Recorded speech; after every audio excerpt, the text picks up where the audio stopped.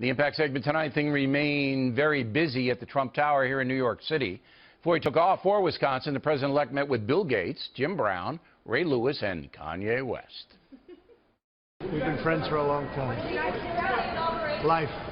We discussed it. I just want to take a picture right now.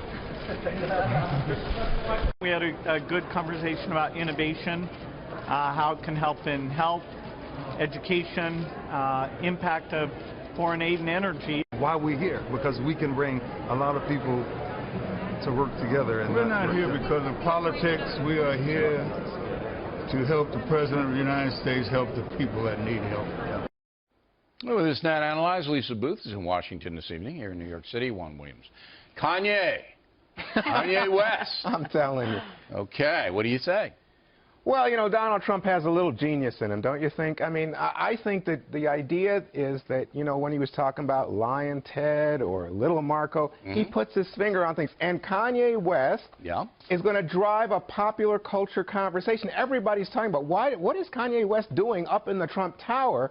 They're not paying attention to anything about Russian hacking or why isn't Trump having a press conference Thursday. The whole thing is pop culture. And Donald Trump, the ultimate celebrity. All right, so he diverts attention away from potential problems. He does. And he gets the attention of people who may not like him. Oh, young black males who bigger than that. Apparently, this is pop culture for across America. I don't know how popular Kanye West is across the board. I mean, in a targeted sense, he's popular. So Juan actually made two lucid points, Lisa. Oh, God. You know, I'm a little rattled. But it's true. By bringing in a Kanye West, then, you know, who cares about the Russian hackers for today anyway? And you do reach a segment of the population that thinks Trump's the devil, right? Good. No audio from Lisa. I'm sorry about that. Lisa, we have no audio for you. I don't know why.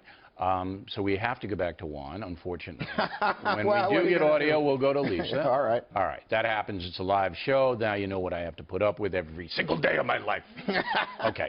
Now, Gates, Bill Gates. That's right. Very liberal. Oh. Yes. But my theory is that all the lefties in the establishment lefties, with the exception of Elizabeth Warren, who's a kook, they know where the power is going to be for the next 4 years, so they're cozying right up to it. Another lucid point from Bill O'Reilly. No, don't give me that. Go ahead. Absolutely right. Yeah. He wants access to power. Yeah, he does. Donald Trump is the president-elect, like him or not. Now, these two have very little in common in terms of policy initiatives. In fact, I'd say they're at the other end of the spectrum. But the fact is, if Bill Gates wants to have access to power, he better show up at Trump Tower and make sure that Donald Trump knows what he's about. I like Gates because he gives away a lot of money. He's a sincere man. I don't think he's a man who's particularly creative in his sincerity because, you know, he ties into a lot of causes that are just ambiguous, nebulous, where I like targeted causes. See, I like, let's help the inner cities, and it brings us to Ray Lewis and Jim Brown. Two men that really, I do believe both of them are sincere in wanting to help young black males in particular. And I see them as much more important than a Kanye West in the long run, because these guys, Brown and Lewis, if they could establish a bridge to the inner cities, for example, and say, look, Trump's not the devil. He wants to bring better education and more things to this area. Give him a chance. That would be very constructive, would it not? Absolutely. The thing is, they're not politicians, Bill. They're not civil rights leaders. I think Jim Brown, much more so than Ray Lewis, is a man of great esteem in the black community. But the point I would say to you is, you notice these aren't politicians, these aren't civil rights icons. He doesn't have those connections. But I think going back to boxing, people like Don Kayne. But he doesn't want to get ambushed. He's not going to get ambushed. He's the president. Remember, this is the same principle that we saw with Bill Gates. People like power. People want access to power. One last point I would say, Kanye and the inauguration. Watch, he's going to perform. If he performs, I'm not going to do that. Lisa, we only have a few more minutes, and we're going to give you the last word.